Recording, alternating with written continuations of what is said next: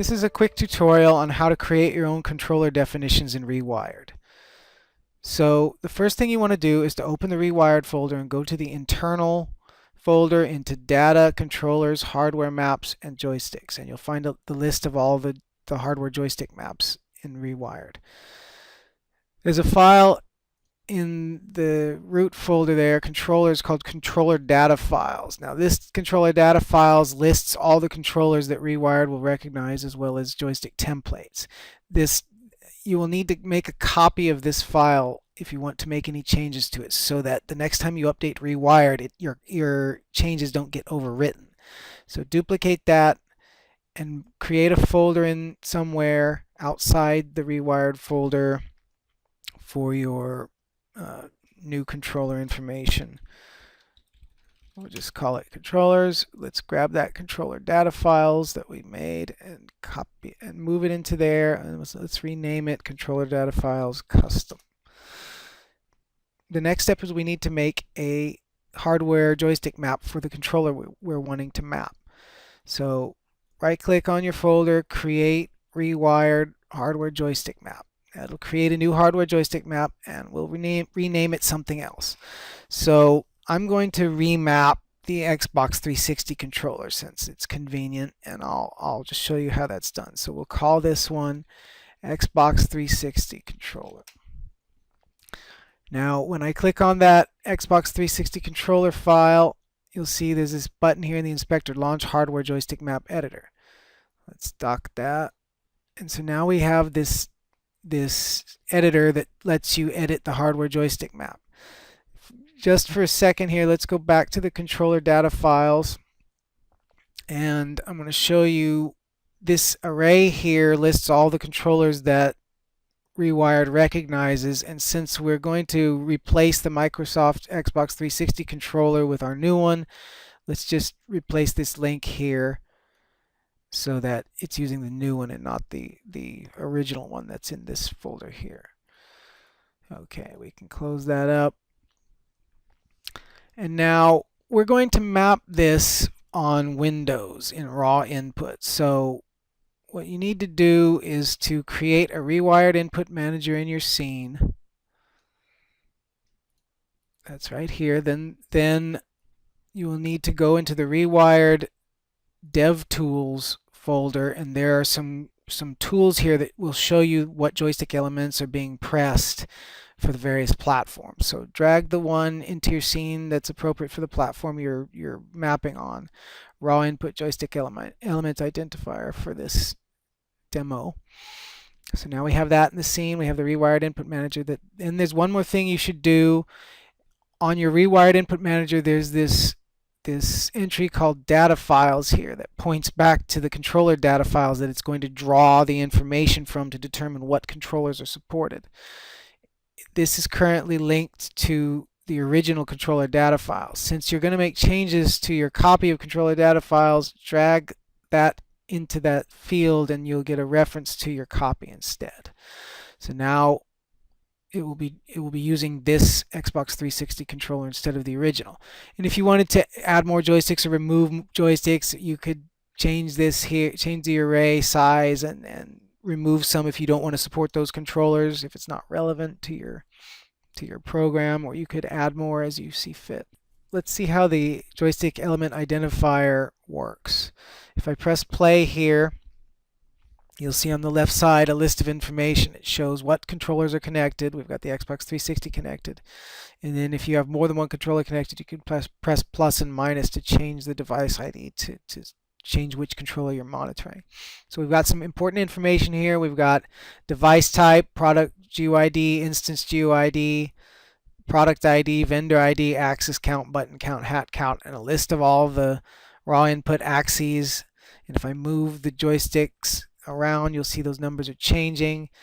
And then if I press buttons down at the bottom, you'll see a list of buttons are showing up. And that's the basic tool you'll use to identify what controller element corresponds to what axis or button. So let's stop that. So the first thing we need to do on the Xbox 360 controller is to launch the hardware joystick map editor and give it some information. we need to give it a name. So this name is a descriptive name which can be shown to your players. It will also be shown in the editor, so it should make sense. We'll call it the Xbox 360 controller. Description is just for your own notes. It can be whatever you want or nothing. GUID is a GUID that was generated when I created this new hardware joystick map file. This needs to be unique, so if you copy another controller in the internal folder, you need to make sure to change this GUID. You can go to a online GUID generator and create one if you want, but this needs to be unique for this controller. Now, the first thing you'll want to do is to create some element identifiers. Element identifiers represent each physical element on the joystick. So for each axis and button, you'll create one element identifier and give it a name that identifies it on the controller physically rather than some kind of game function. For example, if you had a button on a flight yoke that was commonly used as a bomb bay door, you probably don't want to name it bomb bay door because that button may be remapped to something else by the player or by another user. So name it something generic like left thumb button 1, something like that. Something generic but specific enough that the user can identify what it is on the controller they're using. So in the case of the Xbox 360, press add entry and it'll give us a new entry, and we're going to start with the axes. So element type should be set to axis for axes. Let's just start with left stick X. Add another entry, make left stick Y. Add another entry, right stick X. Add another entry, right stick, oh that's right stick Y, sorry. Right stick X, right stick Y. Let's do the triggers. I just like to do the axes first. It's up to you, the order you put these in. And now we'll start on the buttons. Switch this to button and call this A, B, and you can name your buttons based on what they physically are labeled. So if your buttons if you're doing a PS4 controller or something, your buttons would be square, circle, triangle, cross instead of A, B, X, Y. This just makes it easier for the player to identify what to press. Let's do left shoulder. This will be the digital button on the left side, and right shoulder. Then we'll do back, start. We're not going to map the center X button because that is not mappable on most platforms, so we'll just leave it out. Then we'll do left stick button, right stick button, and now the D-pad. The D-pad, for consistency and Rewired, map your D-pads as buttons, not axes. So we'll just do one for each of the 4 directions. And for some, you can also map things as 8-way hats, but I would suggest only doing that for flight sticks and certain things that where you might want to have a different action on each of the 8 directions. So let's do D-pad up, D-pad right, D-pad down, D-pad left. Okay, so that should be all our elements. We've got 20 elements. And so the next step would be to select a platform you want to map this joystick for. So we've got all this list of platforms. In this version of Rewired, we have Win, Raw / Direct Input. In the next release, this will be separated. Raw and Direct Input will be separate entries, but for now they're together. We've got XInput for Windows, OS X native, Windows fallback, OSS fallback. So the fallback platforms mean it uses Unity input for the input source. That's used on platforms like Web Player, where you can't have native libraries. You can't access native libraries through Web Player. Also on these platforms like Linux, Android, iOS, Windows Phone, all the rest of the platforms, it uses Unity's input as the base input source. On Windows, XInput, and OS X native, those use native libraries. So when you're mapping for any of these other platforms like Linux, instead of using the raw input joystick element identifier, you'll want to use the Unity joystick element identifier. So it'll tell, and then for on Linux, you'll have to actually build this scene here and then run it in Linux because there's no editor available for Linux. So same on Android and the other platforms when you're identifying the joystick elements. So let's just go to the Windows page and let's take this and snap it onto the left side so that we can see our game view and this hardware joystick map editor at the same time. Push these over since we don't need them. All right, so what we're going to do is to go ahead and start running this so that we have our controller information on the right side. And we see, so on the left side, the first sub page within the platform is matching criteria. Matching criteria is how it determines whether or not this joystick is a match for what it finds. So the matching criteria must all be filled out here. The axis count, button count, hat count, device type can all be seen right here in the editor here. So we've got an axis count of 5, button count of 10, hat count of 1, and device type is up here, gamepad.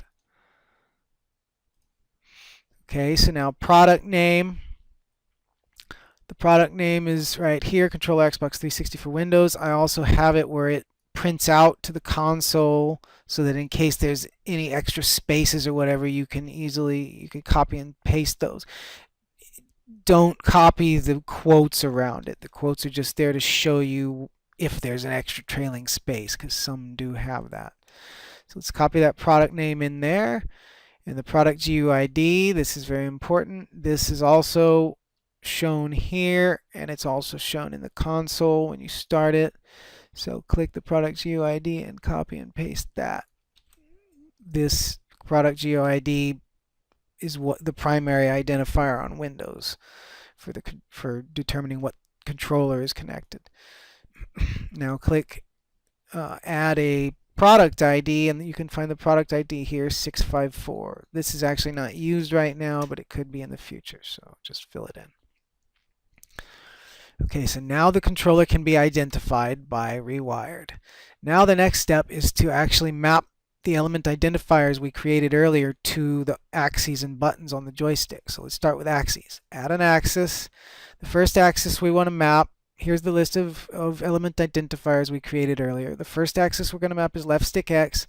The source type is set to button. Change that to axis.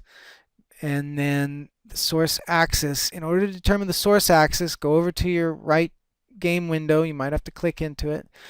And then just start moving the joystick left and right. The left stick, left and right. You'll see at the furthest left, this X value is negative 65536, and the normalized value is -1.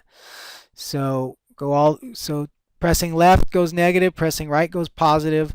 That's correct. That's the standard for Rewired is horizontal sticks, left is negative, right is positive, vertical sticks, up is positive, down is negative.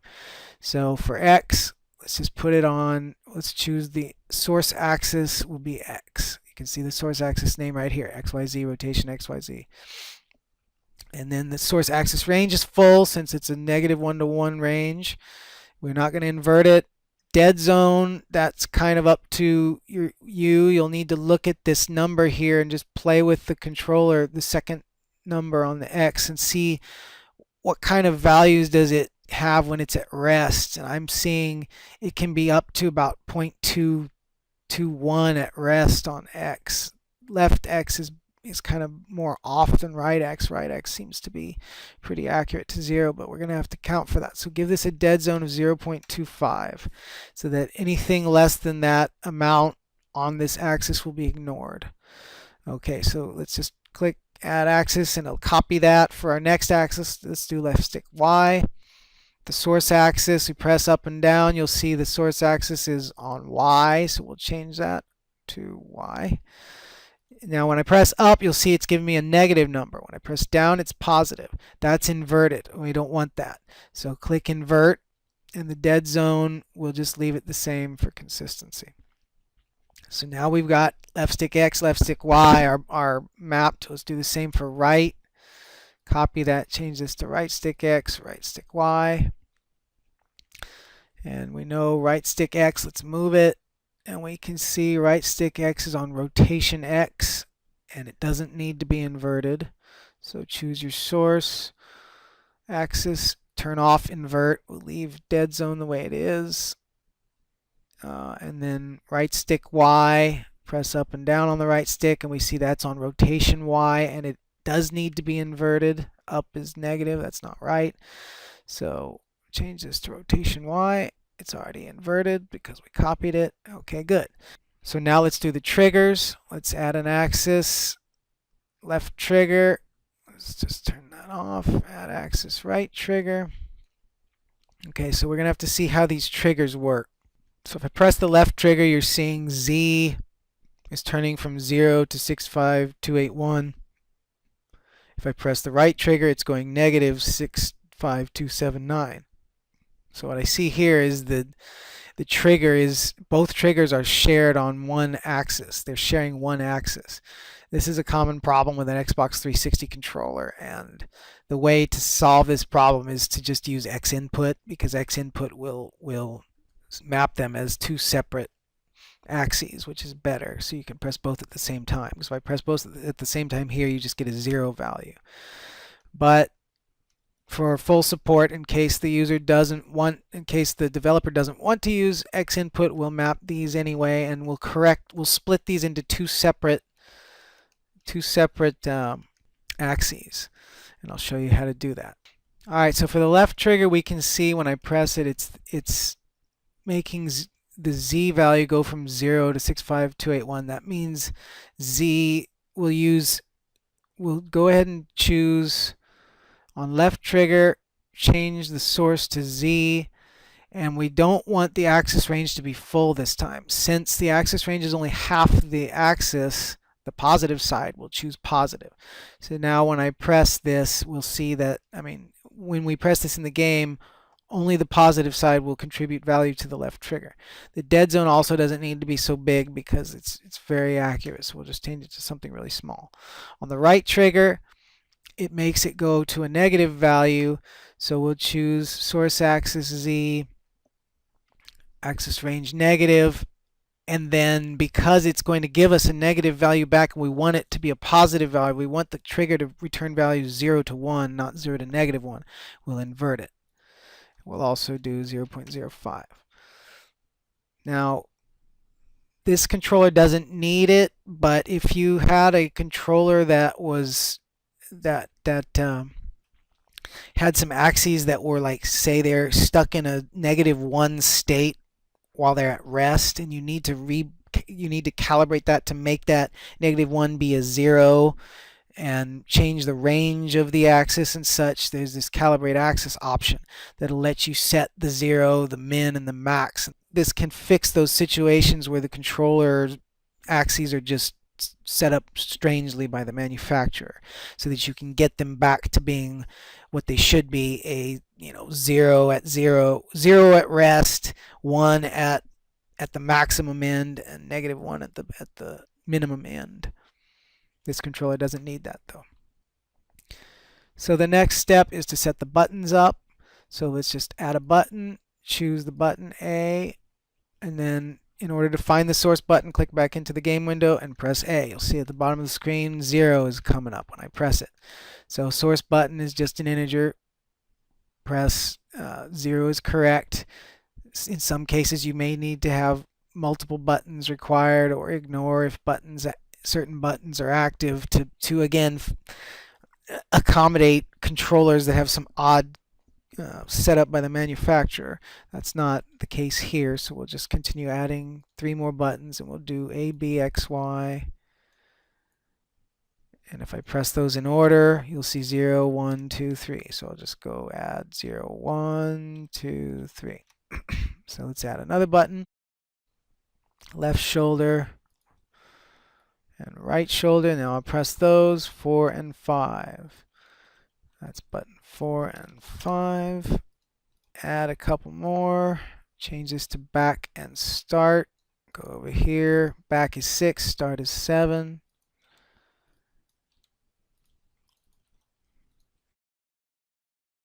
Add a couple more for the stick buttons. Click those, 8 and 9.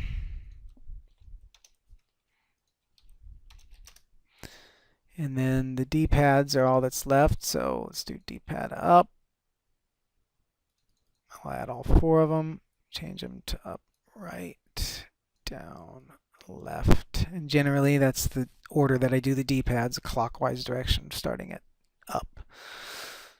Okay, so if I click D-pad up, I'll see hat 0 is changing. In the rest state, it's -1, and then as I rotate around, you'll see the hat changes as basically degrees times 100. Okay, so for D-pad up, let's change the source to hat on all of these. Change the source to hat. And what hat is it? Hat 0. You can see that there. Hat type, we're doing a 4-way axis, hat direction up. So all you got to do is leave all these on source hat 0 and change them to their corresponding direction. Up, right, down, left. So now all those hats are, the D-pad is now mapped. Okay, so that should be all we need here. Let's stop this. And so now we have the controller should be ready to go. Let's open the Rewired Input Manager, check the joystick map page, and we'll see this Xbox 360 controller. If we create a map for it and create defaults, you'll see all our elements show up. Let's just delete that for now so we know it's loaded the right controller here. If you want to map any other platforms, just do them one at a time. And this is one reason why I recommend you send me the joysticks for creating definitions for instead of doing it yourself, because there's a lot of platforms to map potentially for some joysticks. And for best support, I would like them all to be mapped on all the possible platforms they can be. So I will go take the time to do that. If you're doing it yourself, you'll probably only map it for the platforms you're interested in supporting. Alright, so now I'm going to show you how to make it work with a template map. So let's close this, and if you go, we can close that, and if you go into the internal folder, back to the data controllers, hardware maps, joysticks, there's a folder called templates. And there's one file called dual analog gamepad. If I launch the editor, this dual analog gamepad template is the template that supports all these joysticks here, all these, the Logitechs, the Xbox controllers, the everything. We want to add our new controller to this template. So again, what you need to do is make a copy of this. You don't want to be modifying the original template. Otherwise, when you update Rewired, if I make changes, your changes will be wiped. So duplicate that and copy it to your folder again. Name it something appropriate. Then go over to the controller data files, and under this list, joystick templates down here, link that copy up. So now that your copy is linked here instead of the original, we can go ahead and make changes to the copy. So launch that, and this GUID here is the GUID of the template. So this GUID here is the GUID of the template. And for each controller within a template, it needs to reference this GUID. So copy this GUID and go to the Xbox 360 controller, launch the editor, and then right here under settings, template GUIDs, add a template GUID and paste that. Yes, paste that. So now it knows which template to use. Okay, so we'll close that. And the template is nothing more than a list of element identifiers with sort of a more generic name, action, bottom row 1, 2, 3, and it's a mapping between these element identifiers and the controller's element identifiers. So you don't have to change this at all. On the joysticks page, this is a list of all the joysticks that are supported in this template. Since we had the old Xbox 360 controller in there, let's delete that and we'll make a new one. So we've got our list here. Add a joystick. It'll go to the bottom and it'll be a copy of the previous joystick. So we'll need to change this information. So the name, this will show up nowhere except in here, so it's only for your reference. The joystick ID, GUID here must be the unique ID of that joystick. So get it by launching the hardware joystick map editor. Copy this GUID, the first one in the settings page. Place that here. Now the file GUID is it needs to know what the Unity GUID of this hardware joystick map file is. So in order to get that, the first thing you need to make sure you're in your project settings under editor that you have right here version control, set it to visible meta files. It'll create a new meta file for each file where you can get the GUID from. So go to your Xbox 360 controller, right click it, put show in Explorer on Windows, and it'll pop up the contents of that folder, and you'll see there's the Xbox 360 controller asset and a meta file. So if we double click this meta file, you'll see it has some information. This GUID is what you want. Copy that GUID. This tells it in the Unity asset database where this file is. So once we have that, drop that into the file GUID field and you're ready to go. So now we have the joystick created. Now we have to map it. So on the maps page, choose your joystick from this list of the joysticks that this template applies to, and you'll get a list of template element and joystick element, one for each element identifier. So this is pretty self-explanatory. Associate one template element with one joystick element. Left stick X is associated to left stick X. Left stick Y is associated to left stick Y. Right stick X, right stick Y, those are already correct. Those four match already. So now the next one is the first button you should map. It's action bottom row 1. So this template can accommodate up to a 6-button gamepad, 6 action buttons for like a fighting game or whatever. But most gamepads are not going to have that, so we'll only map action bottom row 1, 2, and top row 1, 2. Those correspond to the ABXY buttons. So we'll put action bottom row 1 on A, bottom row 2 will be B, top row 1 will be X, top row 2 will be Y. Left shoulder 1 will be left shoulder, right shoulder 1 will be right shoulder. I missed left shoulder 2 can be, in some joysticks it's a trigger, some joysticks it's just a button. It doesn't matter, you just map it the same way. Left shoulder 2 in this case will be left trigger, right shoulder 2 will be right trigger. And then for the center buttons, center 1 usually corresponds to what could be a select button, center 2 is start, and center 3 is an optional third center button. So for back we're going to do center 1, and we need to change this center 2 and make this start. And the D-pads, it looks like we're missing one. D-pad up, right, down. We'll add one more for left. So make D-pad up correspond to D-pad up, D-pad right, D-pad down, D-pad left. It's super simple. It's just, one-to-one association. So now we're done with that. Now you've got if you launch the Rewired Input Manager, you go to your joystick maps, you've got your Xbox 360 controller, and you've added that to your dual analog gamepad. So if you're creating a generic mapping for all these dual analog gamepads, you don't have to make one also for this Xbox 360 controller. It will convert the template map into a map for this controller on start, and everything should work. So we could test this by opening a demo scene.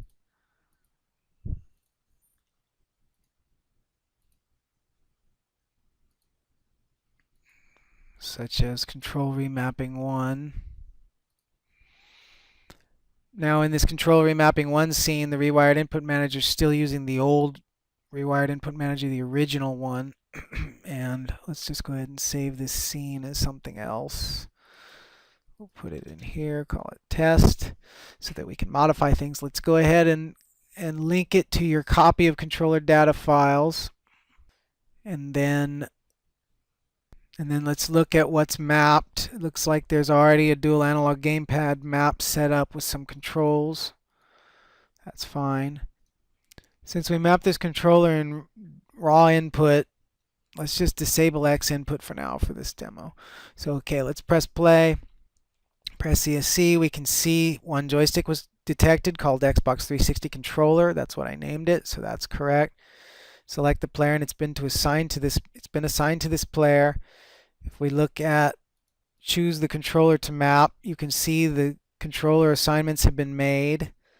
So you can see that left stick X and Y were set to what it was set to in the editor, and everything seems to be working. So we can calibrate it and watch the left stick. You see the raw value -1. Left stick Y, the raw value is -1, but the calibrated value is 1. So our inversion worked. Left trigger, you can see that value is correct. Right trigger, the raw value is a negative value, the calibrated value is positive. So that's correct too. So that's all there is to it. To make a controller definition for Rewired, you can do it for any type of controller for many platforms. So I hope this tutorial was helpful in showing you how to create a controller definition in Rewired. So if you do decide to create your own controller definitions for controllers that Rewired doesn't support out of the box, I would appreciate you contacting me and sharing the controller with me so I can include it in future versions of Rewired. Thanks.